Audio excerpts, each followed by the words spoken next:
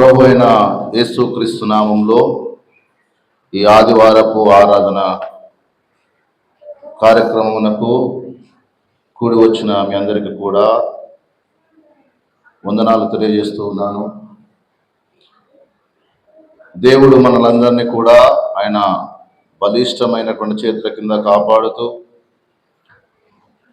మనకు ఆయుష్ను ఆరోగ్యమును అనుగ్రహించినందుకు మన పరమ తండ్రి అయిన దేవునికి మన రక్షకుడైన యేసుక్రీస్తు ద్వారా ఎల్లప్పుడూ కృతజ్ఞతాస్తుతులు చెల్లించబద్దులమై ఉంటున్నాం. క్రీస్తునందు ప్రియమైన దేవుని బిడ్డలారా, ఈ ఆదివార దినమున మనము చక్కని వాక్యమును ధ్యానం చేద్దాం.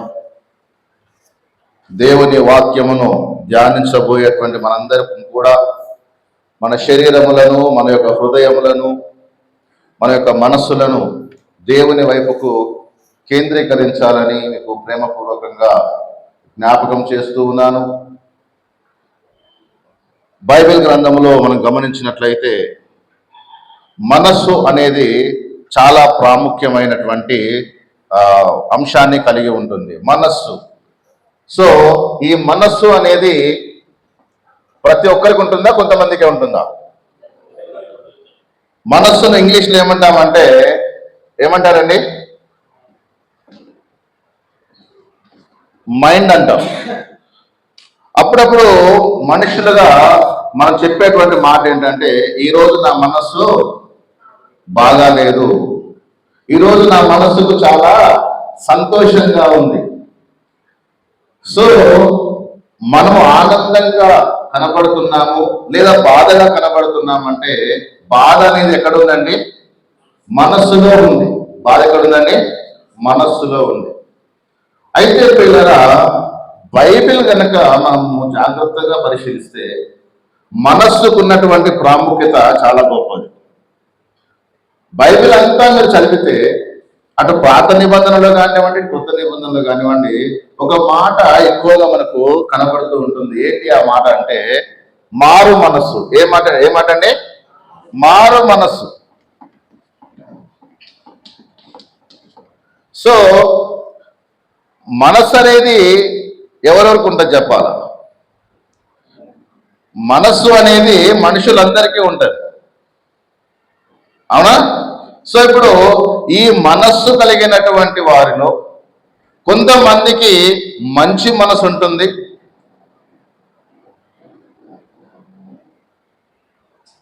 కొంతమందికి ఏమో చెడ్డ మనసు ఉంటుంది, కొంతమందికి దుష్ట మనస్సు ఉంటుంది, కొంతమందికి అహంకారమైనటువంటి మనసు ఉంటుంది, అవునండి, కొంతమందికి చెడిపోయేటువంటి మనస్సు ఉంటుంది.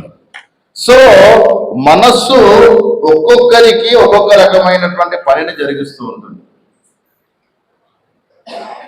బైబిల్ చాలా రకాల మనసుల గురించి చెప్పింది. నేను ఇప్పుడు వాటి గురించి అయితే మీకు చెప్పట్లే, కానీ ఒక మనస్సు గురించి నేను మీతో మాట్లాడాలనుకుంటున్నాను. ఏంటి ఆ మనస్సు అంటే, మారు మనస్సు అయితే కాదండి, ఎందుకంటే మారు మనస్సు గురించి నేను తర్వాత చెప్తాను. ఇక్కడ ఈరోజు మనం నేర్చుకోబోయే అంశం ఏంటంటే దీన మనస్సు. ఏ మనస్సు అండి? దీన మనస్సు. మీకా గ్రంథము 6వ అధ్యాయము 8వ వచనం దయచేసి చూడండి పిల్లారా. మీకా గ్రంథము 6వ అధ్యాయం 8వ వచనంలో మీకా గారు ఏమని తెలియజేస్తున్నారో ఒకసారి మనం చదివే ప్రయత్నం చేద్దాం. మనుష్యుడా ఏది ఉత్తమమో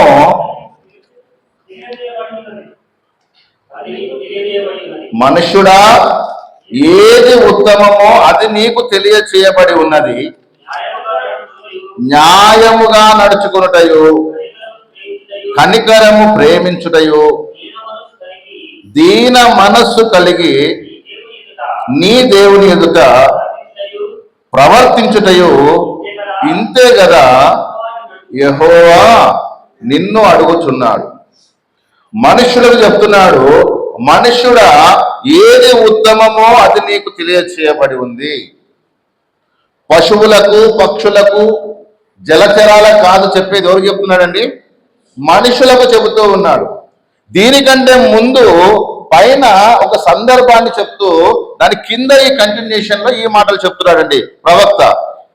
6వ వచనం నుంచి 7 వచనాలు మనం చదవగలిగితే అక్కడ దేవుని దర్శించడానికి వచ్చేటువంటి వాడు లేదా దేవుని దగ్గరికి ఆరాధించడానికి వచ్చేటువంటి వారు ఎలాంటి హృదయంతో వస్తున్నారో, ఎలా రావాలో, దేవుడు మన నుండి ఏమి కోరుకుంటున్నాడో 6వ వచనం నుంచి చూస్తే మీకు అర్థమవుతుంది. ఏమి తీసుకుని వచ్చి యెహోవాను దర్శింతును, ఏమి తీసుకుని వచ్చి మహోన్నతుడైన దేవుని సన్నిధిని నమస్కారము చేతును. చూడండి, దేవుని సన్నిధికి వచ్చేటప్పుడు ఏం తీసుకొని రావాలి? ప్రతి వారు అనుకుంటాం కదా, మనం దేవుని దగ్గరికి వెళ్ళేటప్పుడు ఏమేమి తీసుకుపోవాలా? ఇశ్రాయేలు ప్రజలైతే దేవుని దగ్గరికి వెళ్ళేటప్పుడు బలి అర్పించడానికి ఏమంటారంటే వాటిని ఎలాంటి మచ్చ కానివ్వండి, దాగు కానివ్వండి, అనారోగ్యము కానివ్వండి లేనటువంటి శ్రేష్టమైనటువంటి పశువులను కానివ్వండి, పక్షులను కానివ్వండి ఆయన దగ్గర తీసుకుని వెళ్ళేవారు ఆనాటి ఇశ్రాయేలు ప్రజలు. యేసు ప్రభు పుట్టేంత వరకు కూడా ఈ సాంప్రదాయం కొనసాగుతూ వచ్చింది. ఐగుప్తులో నుండి విడుదలైనటువంటి ఇశ్రాయేలు ప్రజలు దేవునికి పస్కా బలులు అర్పిస్తున్నటువంటి ఆ కాలము నుండి, అంతకంటే ముందు చూస్తే అబ్రహాము కాలము నుండి దేవునికి బలి ఇచ్చేటువంటి అలవాటు ఉన్నటువంటి ఈ ఇశ్రాయేలు గోత్రికులందరూ కూడా దేవుని దగ్గరికి నిర్దోషమైనటువంటి వాటిని దేవునికి బలిగా అర్పించేటువంటి అలవాటు ఉంది. అందుకే ఇక్కడ అంటున్నాడు, ఏమి తీసుకుని వచ్చి నేను యెహోవాను దర్శింతును? Question mark.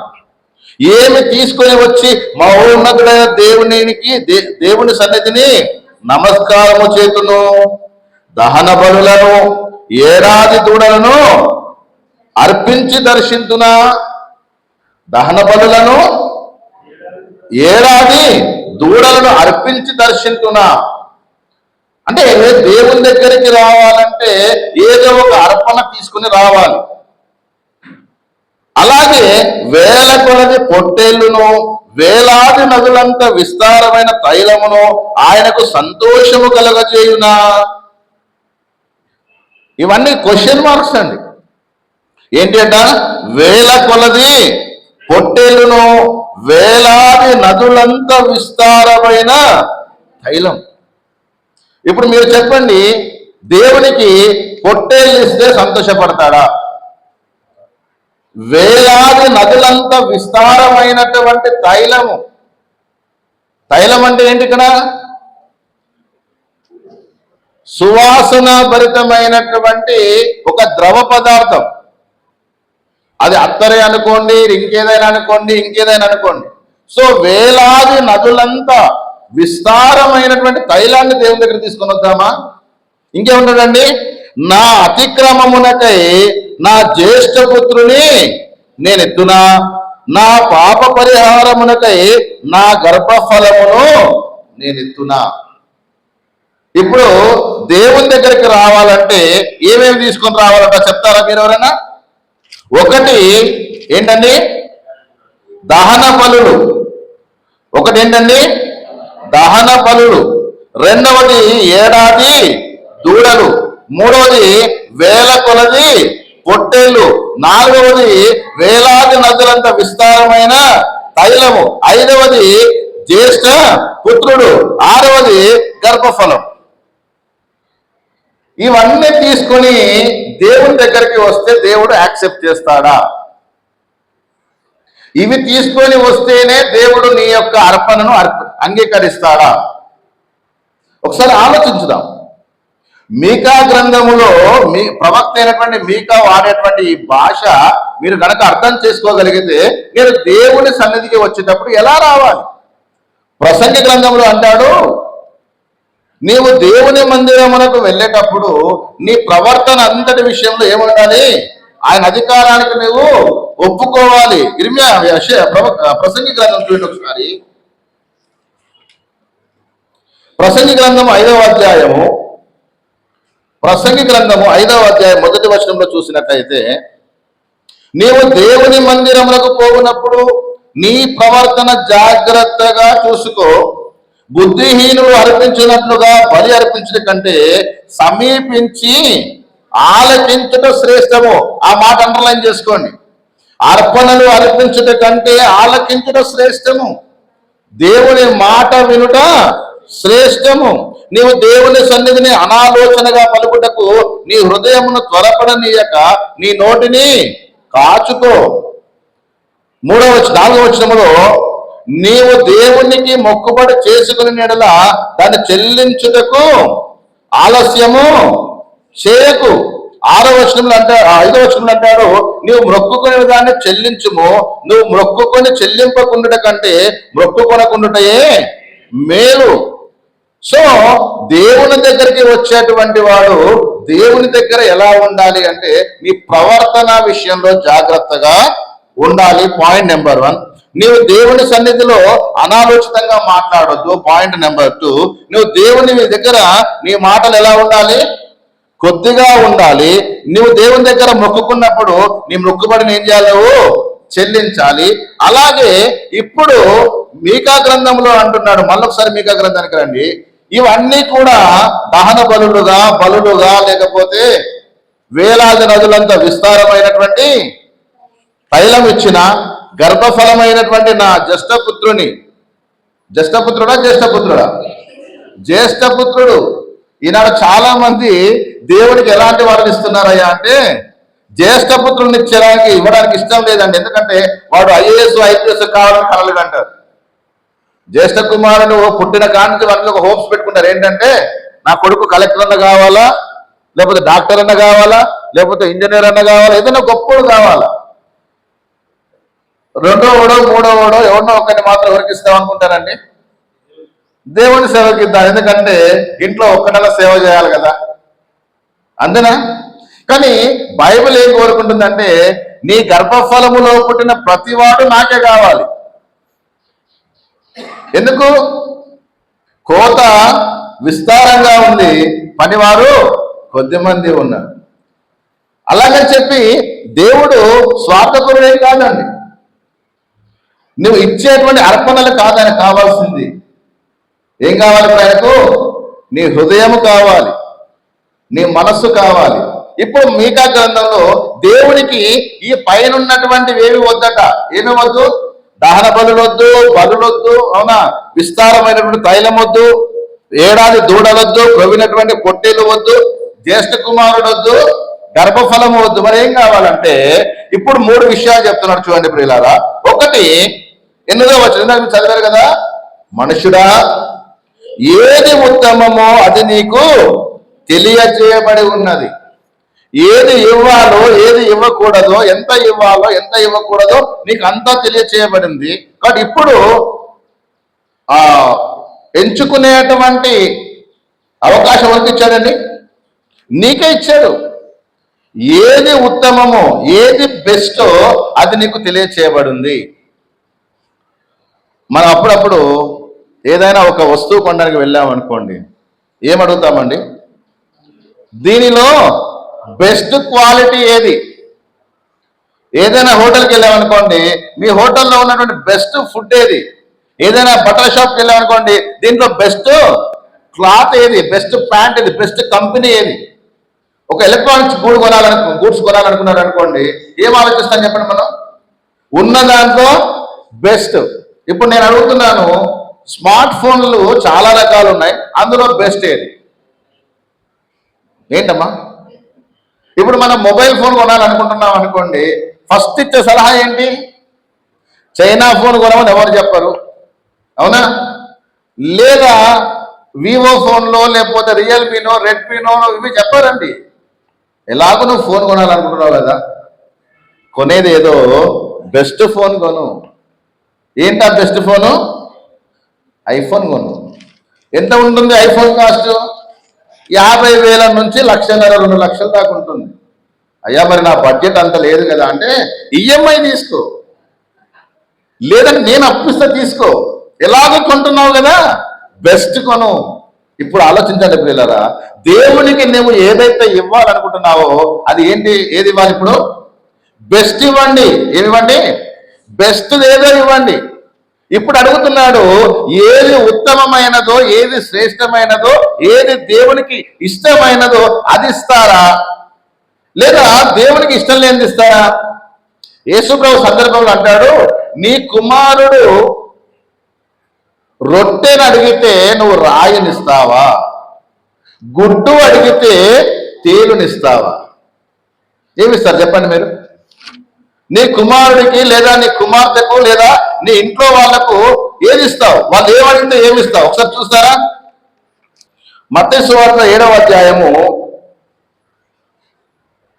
9వ వచనం నుంచి చూద్దాం.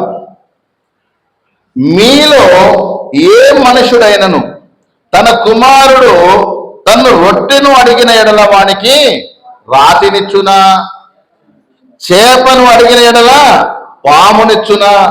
మీరు చెడ్డవారయ్యుండి మీ పిల్లలకు మంచి ఈవులనియనెరిగి ఉండగా పరలోకమందున్న మీ తండ్రి తన్ను అడుగు వారికి అంతకంటే ఎంతో నిశ్చయముగా మంచివి ఈవులు నిచ్చును. చూడండి, ఇక్కడ నీ కుమారుడు రొట్టెను అడిగితే రొట్టెను ఇస్తావు, లేదా అంతకంటే ఇంకా శ్రేష్టమైనది ఇస్తావు. చేపను అడిగితేనేమో పాముని ఇస్తావా? చేపలలో శ్రేష్టమైన చేప ఇస్తావు. ముళ్ళు ఉండొద్దు, దాంట్లో ఫ్యాట్ ఉండొద్దు, తినడానికి టేస్ట్గా ఉండాలి. ఈ ఆంధ్ర ప్రాంతంలో రాజమండ్రి అటువైపు అనుకుంటా, అక్కడ ఒక శ్రేష్టమైన చేప దొరుకుద్ది, పులస చేప. మీరు ఇప్పుడు పులస తిన్నారా? ఎందుకంటే అది ఎప్పుడో సీజన్కి ఒకసారి వస్తుందట. దాన్ని మనం కొనాలంటే అది ఖరీదు ఎక్కువ కాబట్టి మనం దాన్ని కొనలేము. ఆ ప్రాంతంలో ఉన్నటువంటి వారు ఒకవేళ ఆ సీజన్లో పులస వస్తే ఎన్ని వేలైనా పెట్టుకుంటారు. దేనికో తెలుసా? తమ పిల్లలకు దాని రుచి చూపించడానికి. శ్రేష్టమైనటువంటి ఆహారంలో ఒకటైనటువంటి ఆ పులసను వారికి తినిపించడానికి ప్రయత్నం చేస్తారు. మనము ఎలాగైతే మన పిల్లల విషయంలో ఉత్తమమైనది ఏదో, శ్రేష్టమైనది ఏదో, మంచిది ఏదో అది ఇవ్వడానికి ప్రయత్నం చేస్తాం కదా, అలాగే దేవుడు కూడా నీ దగ్గర నుంచి ఏది కోరుకుంటున్నాడండి? ఉత్తమమైనది, శ్రేష్టమైనది, పరిశుద్ధమైనది, మంచిది దేవుడు నీ దగ్గర నుంచి కోరుకునే ప్రయత్నం చేస్తున్నాడు. ఇప్పుడు చెప్పండి, దేవుడికి ఏమి ఇస్తారు? పొట్టేళ్ళు ఇస్తారా? కోడెలు ఇస్తారా? నదులంతా విస్తారమైనటువంటి తైలాన్ని ఇస్తారా? ఇంకా నీ జ్యేష్ఠ కుమారుని ఇస్తావా? నీ గర్భఫలాన్ని ఇస్తావా? పాట మాత్రం ఏమో పాడతాం, వేలాది నదులంత విస్తార తైలము నీకిచ్చిన చాలునా, గర్భఫలమైన నా జ్యేష్ఠ పుత్రుని నీకిచ్చిన చాలునా. ఒకవేళ దేవుడే నాకు వేలాది నదులంతా విస్తారమైన తైలం కావాలనైనా తీసుకొచ్చి అంటే ఇస్తారా మీరు? ఏడాది దూడలనా, వేలాది పొట్టేళ్ళనా, అయ్యా 1000 వద్దు కానీ ఒక 10 తీసుకొచ్చి అంటే ఇస్తారా? అవునా? పాటలు పాడుతాం కానీ ఇచ్చేసరికి, ఇవ్వడానికి వచ్చేసరికి మన మనసు ఏమంటుందంటే, వద్దులే బాబు ఆగు. ఈ మాట రాయబడే కాలానికి మీకా గారు ఒక అద్భుతమైనటువంటి వివరణ ఇస్తున్నాడు మనకు. ఏంటి అద్భుతమైన వివరణ అంటే, అయ్యా నీ పొట్టేళ్ళు వద్దు, నీ కోడెలు వద్దు, నీ కొడుకులు వద్దు, నీ గర్భఫలాలు వద్దు, నీ విస్తారమైనటువంటి తైలం వద్దు, నాకు వేలాది పొట్టేళ్ళు వద్దు నాయన. ఏం కావాలా? ఏం కావాలా? ఇప్పుడు చూడండి ఏం కావాలంటున్నాడు. దేవునికి ఏం కావాలంట?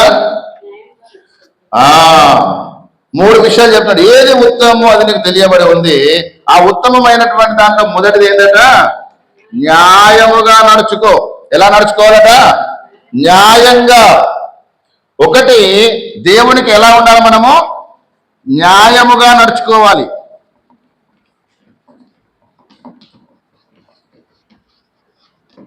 చాలా మంది దేవుణ్ణి నమ్ముతారు, దేవుని ఎరిగి ఉంటారు, దేవుని వాక్యం బోధిస్తారు, దేవునిలో జీవిస్తారు, కానీ ఎందులో జీవించలేరండి? న్యాయంగా నడుచుకోలేరు. అన్యాయంగా నడుచుకోవడానికి చాలా మంది ప్రయత్నం చేస్తున్నారు. అన్యాయపు సిరి సంపాదించుకోవడానికి ప్రయత్నం చేస్తున్నారు. అవునా? బైబిల్లో పాత నిబంధనలో ఒక వ్యక్తి గురించి రాయబడిందండి. ఆయన పేరు యోబు. ఆయనకి ఇవ్వబడినటువంటి బిరుదులు ఏంటో తెలుసా?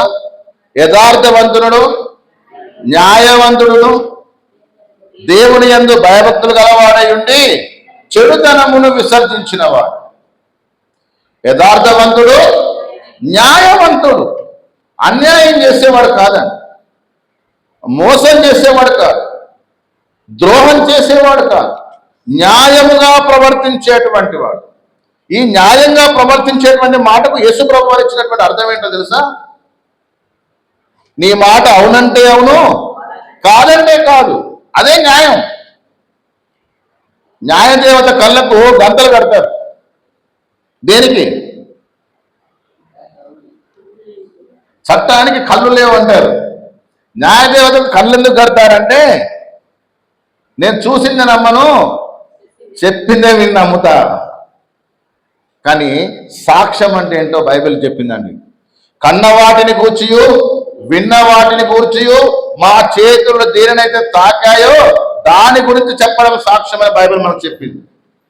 ఇప్పుడు చెప్పండి, న్యాయముగా నడుచుకోవాలంటే మనం ఎదుటి వానికి అన్యాయము చేయకూడదు. న్యాయంగా నడుచుకోవాలంటే నేను ఇచ్చే ఒక సలహా ఏంటంటే, నిన్ను వలే నీ పొరుగు వాడిని ప్రేమించాలా. ఏం చేయాలా? నిన్ను వలే నీ పొరుగు వాడిని ప్రేమించాలి. నిన్ను వలే అనే మాటకు అర్థం ఏంటో తెలుసా? నిన్ను నువ్వు ఎలా చూసుకుంటావు? మంచిగానా? ఒకటి, ఆరోగ్యంగా ఉండాలని చూసుకుంటావు. రెండవది, అందంగా ఉండాలని చూసుకుంటావు. మూడవది, అందరికంటే ఉన్నతంగా ఉండాలని చూసుకుంటావు. ఇప్పుడు నీ పొరుగు వాడిని నువ్వు ఎలా చూడాలి? ఈ 3 పనులు చేస్తే చాలు. నిన్ను నువ్వు ఎలాగైతే ప్రేమించుకుంటావో, నిన్ను నువ్వు ఎలాగైతే చూసుకుంటావో, నీ పక్కవాడు కూడా అలా ఉండాలని చూసుకో. చాలిక అదే న్యాయమైనటువంటి తీర్పు తీర్చడం అంటే. సో ఇప్పుడు ఉత్తమమైనటువంటి 3 పనులలో మొదటిది ఏంటట? న్యాయముగా నడుచుకోవాలి. రెండవది ఏంటట? కనికరమును ప్రేమించుట. రెండవది ఏంటట? కనికరమును ప్రేమించుట.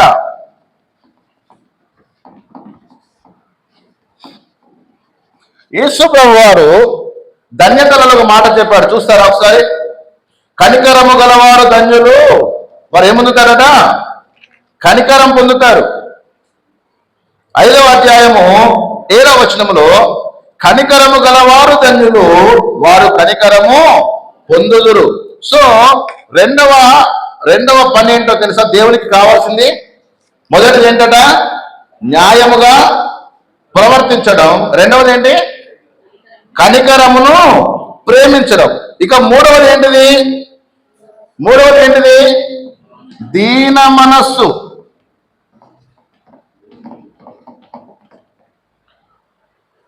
ఇప్పుడు మన మెయిన్ పాయింట్ ఏంటంటే, దేవునికి కావాల్సింది కనికరముతో పాటు, న్యాయముతో పాటు ఏం కావాలా? దీన మనస్సు. మత్తయి సువార్తలో 11వ అధ్యాయంలో 29వ వచనం మీ అందరికీ తెలుసు. ప్రయాసపడి భారం మోసుకుంటున్న సమస్త జనులారా నా యొద్దకు రండి, నేను మీకు ఏం కలగజేస్తా? విశ్రాంతిని కలగజేస్తా. నేను సాత్వికుడను దీన మనస్సు గలవాడును కనుక నా యొద్దకు వచ్చి మీరేం చేయండి? నేర్చుకోండి. మళ్ళొకసారి చదువుతున్నాను చూడండి. మత్తయి సువార్త 19వ అధ్యాయము 29వ వచనం ఏముంది అక్కడ? నేను సాత్వికుడను. చెప్పండి, అందరు చెప్పండి, ఎవరట ఆయన? నేను సాత్వికుడను దీన మనస్సు గలవాడను. ఏ మనస్సు అండి? దీన మనస్సు. అందుకే అంటాడు, క్రీస్తు యేసునకు కలిగిన ఈ మనస్సు మీరును కలిగి ఉండండి. ఏ మనస్సు అనేది? క్రీస్తు యేసునకు కలిగిన మనస్సు మీరును కలిగి ఉండండి. అది ఏ మనస్సు అంటే దీన మనస్సు. సో ప్రియులారా, దేవుని మనస్సు ఎలాంటిదయ్యా అంటే దీన మనస్సు. ఇప్పుడు మనం ఏం కలిగి ఉండాలి? ఇప్పుడు దీన మనస్సును ధరించుకోవాలి. దీన మనస్సు కలిగి ఉండాలి. ఎలా ఉంటుంది దీన మనస్సు అంటే ఎవరైనా చెప్పగలుగుతారా? దీన మనస్సు ఎలా ఉంటుంది?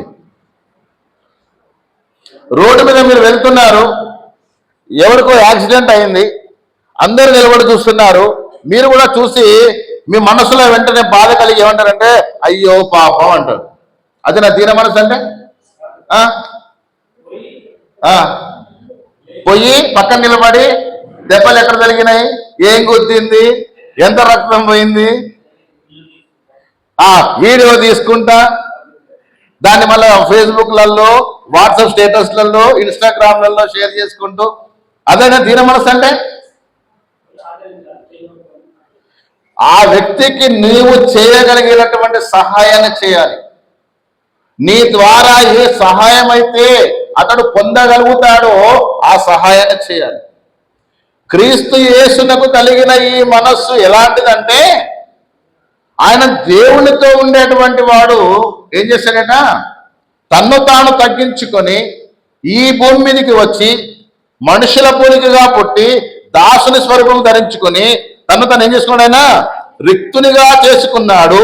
ఎంత రిక్తునిగా చేసుకున్నాడంటే మరణము పొందినంతగా, అనగా శిలువ మరణము పొందినంతగా తన్ను తాను తగ్గించుకున్నాడండి. సో ఇప్పుడు మనము ఒకసారి బైబిల్లో చూద్దాం. ఫిలిప్పీయుల రాసిన పత్రిక 2వ అధ్యాయం. ఫిలిప్పీయుల రాసిన పత్రిక 2వ అధ్యాయము 5వ వచనంలో మనం చూడగలిగితే ఇక్కడ ఒక మాట రాయబడి ఉంది. 4వ వచనంలో అంటున్నాడు, మీలో ప్రతివాడును తన సొంత కార్యములను మాత్రమే కాక ఇతరుల కార్యములను కూడా ఏం చూడాలట?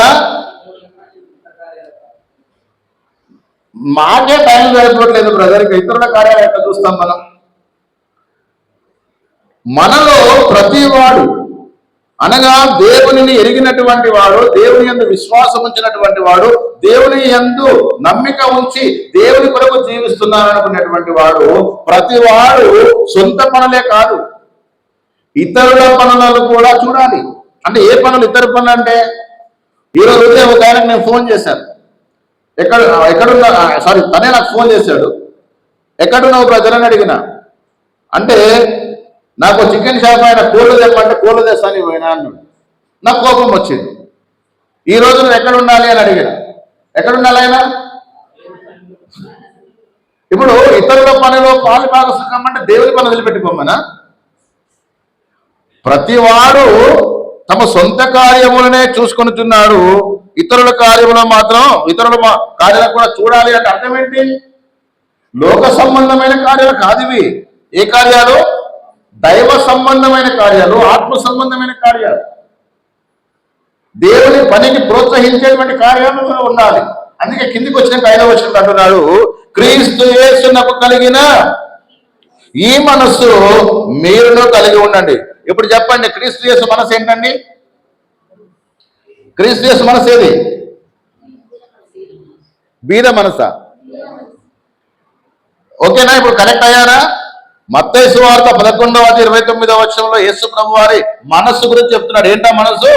దీన మనస్సు. సో క్రీస్తు యేసునకు కలిగిన ఈ మనస్సు ఎవరు కలిగి ఉండాలి?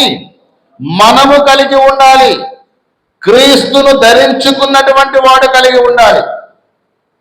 కానీ మనలో ఏ మనసు ఉంటుందో తెలుసా? అహంకారమైన మనస్సు. ఏ మనసు అండి? అహంకారమైన మనస్సు. నాకు అన్ని తెలుసు, నా దగ్గర డబ్బు ఉంది, నా దగ్గర అధికారం ఉంది, నా దగ్గర అందం ఉంది, నా దగ్గర పవర్ ఉంది, అన్ని ఉన్నాయి, నాకు అన్ని తెలుసు అనేటువంటి గర్వము నీలో ఉంటే దాన్ని ఏ మనసు అన్నాడు తెలుసా? అహంకారమైనటువంటి మనస్సు.